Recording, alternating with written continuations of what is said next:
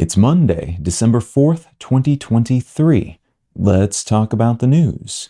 From Axios, U.S. pressing Israel to allow same levels of aid into Gaza as during ceasefire.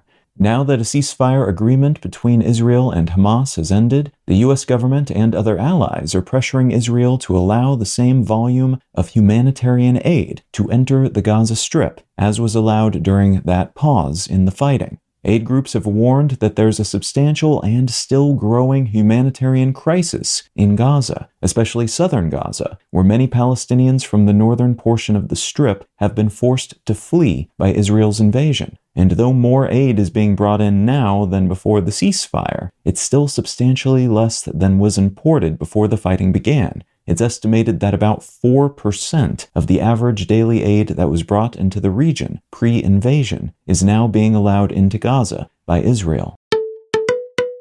From the MIT Technology Review, the X Prize is taking aim at aging with a new $101 million award. The X Prize Foundation has announced a new prize aiming to address the mental and physical decline that often comes with aging, which will award $101 million to anyone who can prove they've reversed a decade's worth of such decline in older adults by 2030. Previous X Prizes have stimulated developments in private spaceflight, fuel efficiency for vehicles, oil cleanup efforts, and health sensors in small gadgets. And the general model involves making a bunch of money available to anyone who wants to make progress in these spaces, incentivizing more private investment in solving specific problems, which then tends to evolve entire industries, though with mixed success, as in some cases the industries or fields they're meant to stimulate evolve past X Prize goals before they're met, as was the case with a 2013 genomics-focused prize. This new prize is meant to help increase health span, if not lifespan, and is primarily aimed at an emerging category of therapies that seem to be able to help older human beings enjoy a higher quality of life in their latter years by helping them remain more physically and mentally capable longer.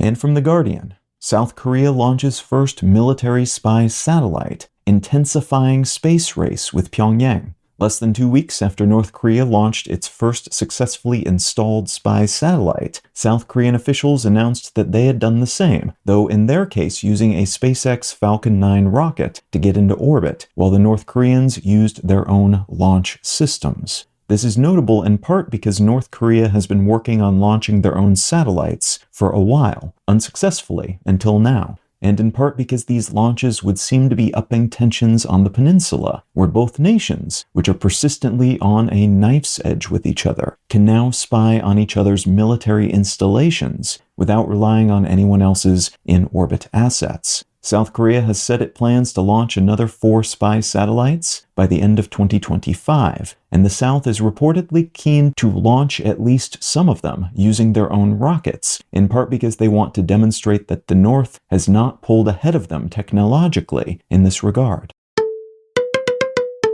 If you're finding some value in one-sentence news, consider leaving a quick review wherever you get your podcasts and/or sharing the show with a friend. You can find out more about this show or subscribe to the email version at onesentencenews.com, and you can support this and other related projects, like the Let's Know Things and Brain Lenses podcasts at understandery.com.